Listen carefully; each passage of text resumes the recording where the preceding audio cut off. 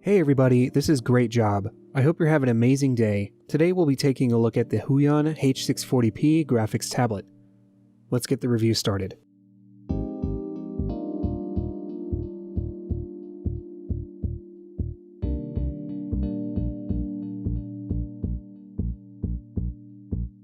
So I'd like to start off with the unboxing experience. It's very reminiscent of the H430p in many ways. The package is extremely simplistic. It says about the same kind of stuff it does on the H430p box. And it comes with about the same stuff. It comes with the thank you for choosing Huion card, with the same little mascot in there. Also comes with the fake driver CD that I raved about in my last Huion unboxing. It's basically all the same as the H430p except for the size of the box and the layout of the accessories. There's the tablet. I'm going to set that aside for right now. It came with these little USB things for connecting to a phone or a tablet, and you could use this actually on Android if you wanted to. For the little Android drawing apps, you can get like a tablet and bring this with you and use this on your Android tablet, which is pretty cool. It comes with a micro USB and USB-C connection for your tablets, so depending on what kind of tablet you have, should work with most of them. Next up is the pen. Fairly standard for Huion products, except for the H430. This is their more expensive pen that comes with all the higher end tablets. For an extra $20, you can get a bigger tablet and a better pen.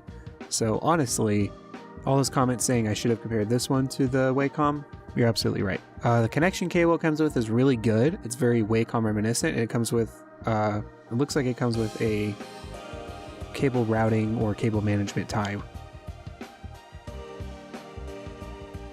There's a quick start guide, just tells you how to connect it to the phone and how to set it up on your PC and all that. Here's a instruction manual, a little bit different from the quick start guide. Gives you more detailed instructions on how to use stuff, where the extra nibs are located, etc., etc. Here's the pen stand that I raved about. It's difficult to get out apparently. It's pretty good actually. The bottom is weighted and it comes a little nib puller on the bottom there.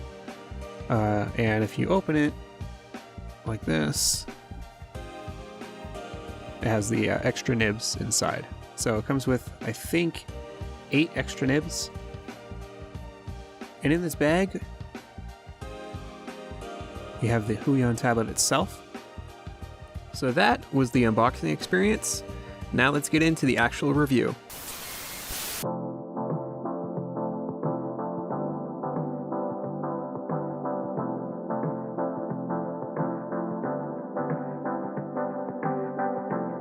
It's not often a company like this wants to improve their products.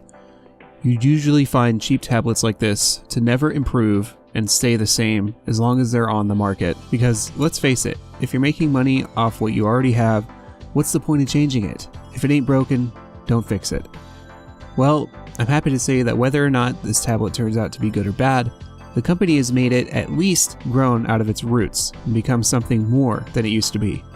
Finally moving away from AAA batteries and duplicated driver software of the yesteryear and becoming their own entity. I would like to repeat something that I said in my last video. Huion has stepped up their game in a big way, and although the refresh has been a thing for a long while, and after getting multiple comments on how I should have compared this one to the Intuos instead of the H430p, I'm going to give this one its own review. Based on how much I've already used the tablet, it seems extremely well built for the price. Coming in at $50, this thing packs a huge punch in regards to price to performance.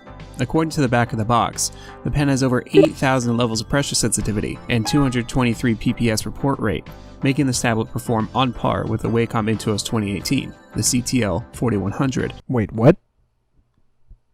What the f? Huion has been trailing behind WACOM for a long while now, falling short for so many years, but seems to be picking themselves up and becoming real competition for them in recent years. Surprisingly enough, an extra $20 compared to the H430 nets you quite the kit. It comes with a tablet, of course, the pen, a connection cord, and a fairly decent pen stand.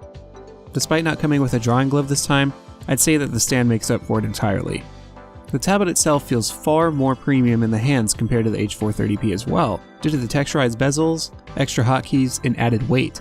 The pen, however, is a whole different beast. I'm fairly sure it's the same pen that comes with their higher end tablets, and I almost could not believe that it varied so drastically from the H640's pen. It's a far better design compared to the all-matte plastic tube that came with the H640. It even casts a shadow on Intuos's small, light, and uncomfortable pen, which is surprising, considering that it's $50 more expensive. Actual time and effort was put into making this, and it makes me extremely happy. As stated before, the pen is far more comfortable than most of what I've tried in the past couple months, which is saying something, since I've been using the Apple Pencil for all my main art. Instead of being short and slim like its smaller cousin, it starts out thin at the top and steadily tapers into a thicker, more ergonomic shape like the WACOM Pro Pen. The materials used here are far better as well, with a nice rubber coating for the grip near the tip, while the uncomfortable matte plastic stays at the top, out of the way.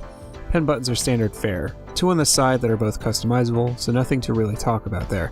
The only thing I'm still missing is the lack of a built-in eraser, something at the top of the pen that acts like an eraser tool when I flip it over. That and a better nib. Huion is still using these thick nibs that feel chunky and aren't super pleasing to draw with. WACOM and XP Pen have nailed their nibs and are still the most comfortable that I've used to date.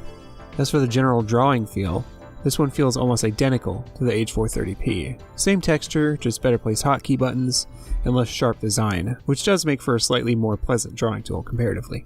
WACOM usually has it when talking about software support design. Number 2, it's really easy to edit the active area of the tablet, so if you get a new monitor, you can just go into the settings and easily switch around your active area. But I want to try and give this one its due justice. However, it makes it hard when Huion is still missing the profile function in their driver utility, making it impossible to easily switch from one set of preferences to the next. WACOM has had this feature for a long time, making them the best for the OSU players that still like to draw a little bit on the side. Seeing as I will not be using this as a dedicated OSU tablet, makes it a chore to constantly set the active area to fit my needs at any given time. This does not kill the tablet, however. The drivers are serviceable and work as intended on Windows, with a standard variety of customization options available to you from pressure curve down to meticulous hotkey customization, not to mention that I had zero issues with Paint Tool Sci finally.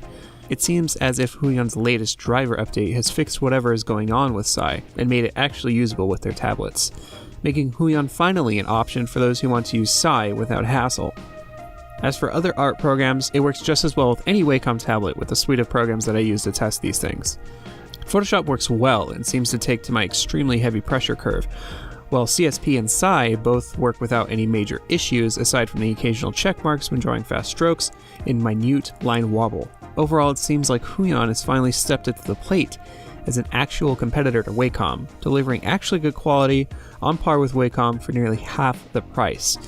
The only thing to complain about is the lackluster driver program. It really does lack the diverse program that WACOM offers and doesn't allow you as much control when it comes to program profiles. However, this is not a deal breaker for me, seeing as the other aspects of the tablet are phenomenal. I can take a little extra time to change the active area if it means I can get near WACOM quality for half the price. Too long didn't watch. If you're looking to get into art and don't really have $80+ to spend on a WACOM tablet, I can finally recommend Huion as a solid replacement option, and to be honest, that's saying a lot coming from a WACOM fanboy. Well, that does it for today's video. If you guys liked it, please hit the subscribe button and hit that bell for the notifications so you don't ever miss a video. I'll be uploading way more come 2021 now that everything's all situated and I'm not, freaking out about everything. So I hope you guys have a fantastic day. Thank you for watching.